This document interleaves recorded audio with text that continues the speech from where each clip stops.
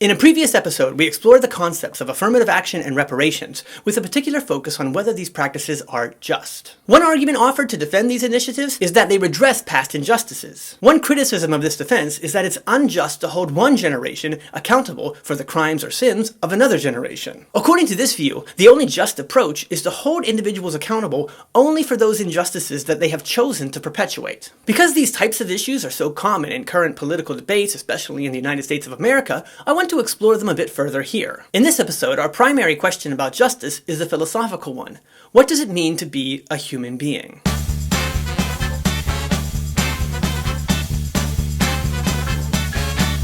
Let's take a few moments to consider two imaginary scenarios, each involving Carl Sr. and Carl Jr. In scenario 1, Carl Sr. is a serial killer. No, Carl, I'm not basing these scenarios on real life. Wait, what? As a serial killer, Carl Sr. kills 5 people, each from a different family. These families are devastated by Carl Sr.'s crimes. Alas, Carl Sr. dies of old age, having never been caught. After his death, however, it's discovered that Carl Sr. was responsible for these deaths. Carl Jr. learns of his father's crimes, along with the rest of the world. He also learns that the families that were affected by his father's crimes continue to struggle with their loss. Let's consider 4 responses from these family members to this situation. Some of the family members want Carl Jr. to pay for the crimes of his father. Some of them think Carl Jr. should actually serve jail time. Others think that Carl Jr. should have to make payments of reparation to the families who are affected by his father's crimes. Others simply want Carl Jr. to acknowledge his father's crimes and apologize for them. Still others don't think Carl Jr. has any obligation to do anything in the face of his father's crimes. After all, they're the crimes of Carl Sr., not Carl Jr., and Carl Jr. knew nothing about them. Of these 4 responses, which of them do you think best captures the idea of justice? Is Carl Jr. obligated to take any action? If so, what type of action? In scenario 2, Carl Sr. isn't a serial killer, but he is a con man. Instead of killing 5 people, Carl Sr. cons 5 people, again, each a member of a different family. Each family is financially devastated because of the actions of Carl Sr. In the meantime, Carl Sr. gains an immense amount of wealth, having conned these families out of millions upon millions of dollars. And again, Carl Sr. is never caught. He dies of old age in the comfort of his ill-gotten gains. That's kind of the way I want to go, Carl. And again, after Carl Sr.'s death, it's discovered that he is responsible for all of these cons. Carl Jr. learns that the fortune that he's inherited has been built upon the stolen money. He also learns that the families his father conned continue to suffer severe economic hardship because of his father's actions. In terms of response, the same 4 groups of family members emerge as in the first scenario. There are some who want Carl Jr. to go to jail. There are others who want Carl Jr. to make reparations, paying back the money that was stolen from their families. Still others simply want an acknowledgement of his father's crimes and an apology. And still there are others who think that Carl Jr. has no obligations, because again, Carl Jr. is not the one who conned these families out of their money. Which action best captures justice in this scenario? Is it the same as in scenario 1? And if not,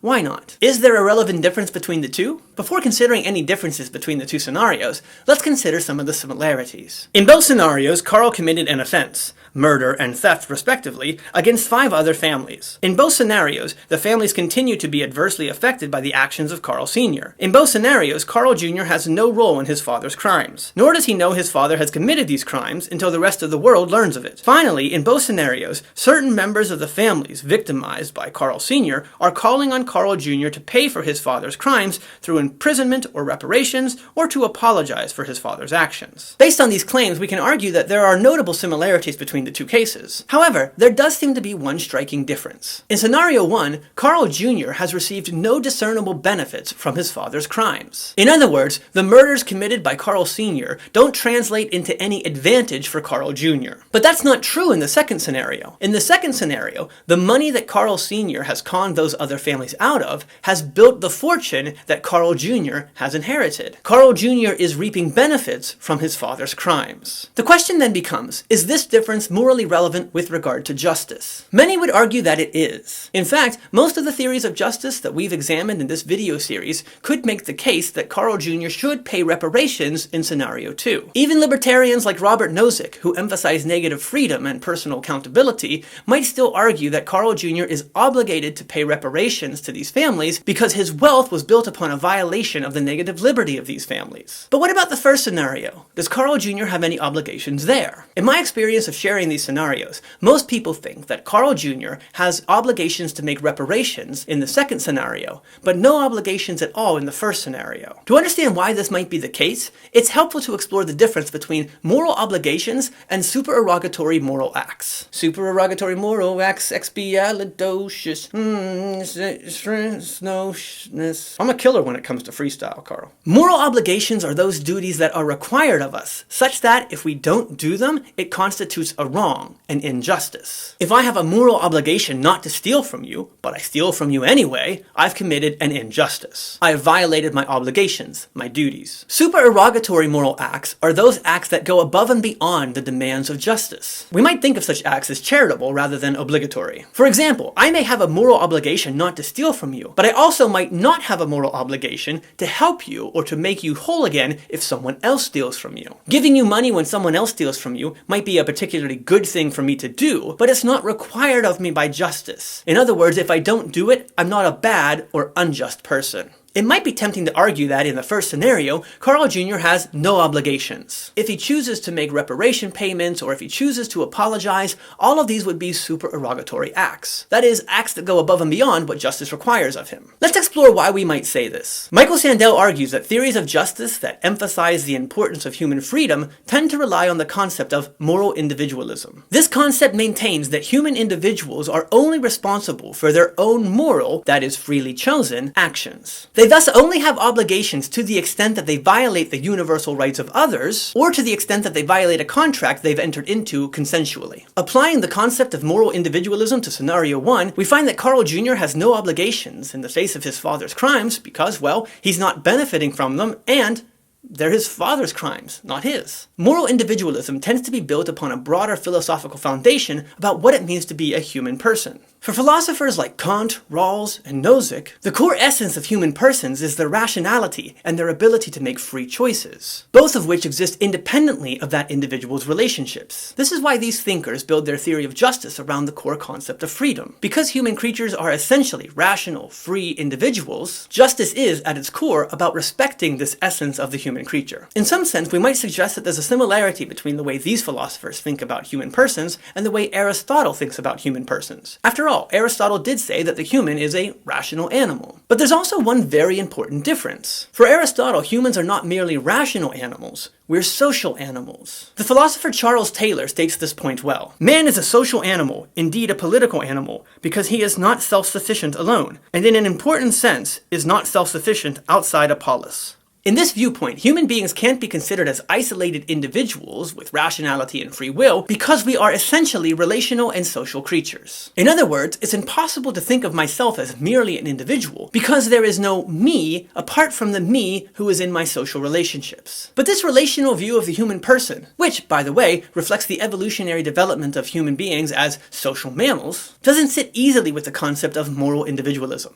Let's consider two reasons why. First, if human beings are essentially relational, then who we are is a result of our relationships. Consider, if you were born in a different era, to different people, in a different country, with a radically different culture, do you think you would have the same beliefs and morality? If you think your beliefs and your morality might be different, then you're acknowledging that Kant's notion of autonomy, that is, that we're able to give ourselves our own law, always exists within limiting parameters that you didn't choose. Where you were born, to whom you were born, when you were born. In other words, our beliefs and our morality develop out of our social relationships, not out of a purely autonomous will. The Scottish-American philosopher Alistair MacIntyre explains this relational way of thinking about the human person by suggesting that we are essentially storytelling beings. Our identity is essentially our narrative, and our narrative is always intertwined with the narratives of others. The story of our family, of our tribe, of our religion, of our nation, and so on. Here's how MacIntyre states it. The story of my life is always embedded in the story of those communities from which I derive my identity. I am born with a past.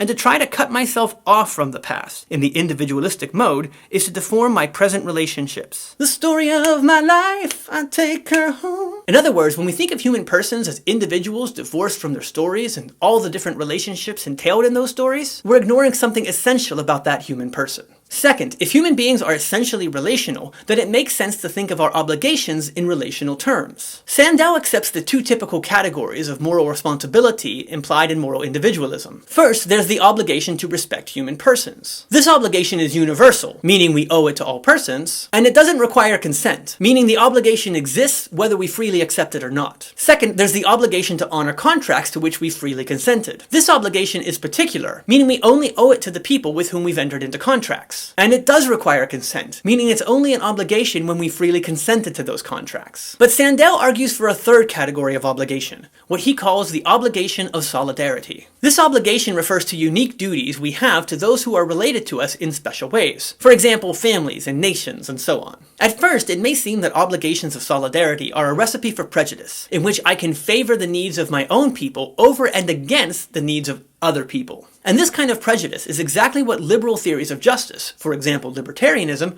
are trying to avoid. Sandow responds to this criticism by arguing that obligations of solidarity don't only make us responsible for the well-being of our own group, they also make us uniquely responsible for the well-being of other groups that my group has adversely affected. There's a certain sensibility to this idea. Consider, for example, patriotism. If we take pride in the bright spots of our nation's history and feel a special sense of connection to our fellow citizens, both past and present, then it seems inconsistent to not have a sense of shame for the dark spots of my nation's history, or not to feel any responsibility to those people whom my fellow citizens, both past and present, have harmed. In other words, if those of us who live in the United States want to say that we're proud to be an American, where at least I know I'm free, and embrace the idea of prioritizing American needs, slogans like America First and Buy American come to mind, then we should also be willing to consider that we have unique responsibilities to apologize and make reparations to the harms our nation has done in the past. For instance, to Native Americans. Perhaps an analogy might make some sense here. Some sports teams have what we call fair weather fans. When the team is doing well, they say, "We're doing great, I'm gonna support my team." But when the team is doing poorly, they say, "They're doing terrible, I want nothing to do with them." But it's odd to claim your team only when they're doing well. In a similar vein, perhaps moral individualism is in danger of advocating a fair weather fan mentality when it comes to our own ancestral history, or the history of our family, our nation, or our religion.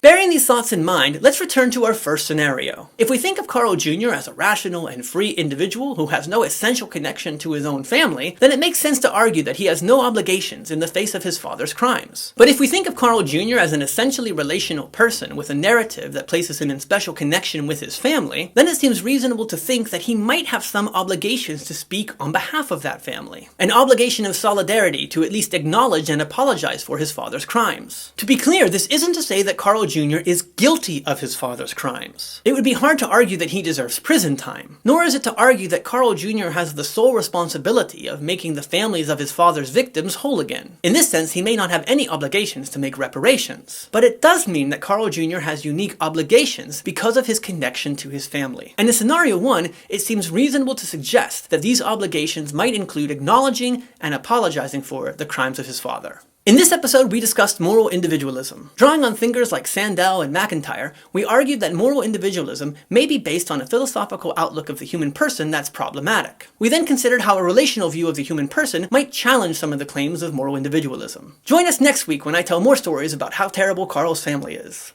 Until then, farewell. I think that sort of revving of engines on the road has to be the mating call of the small penis male.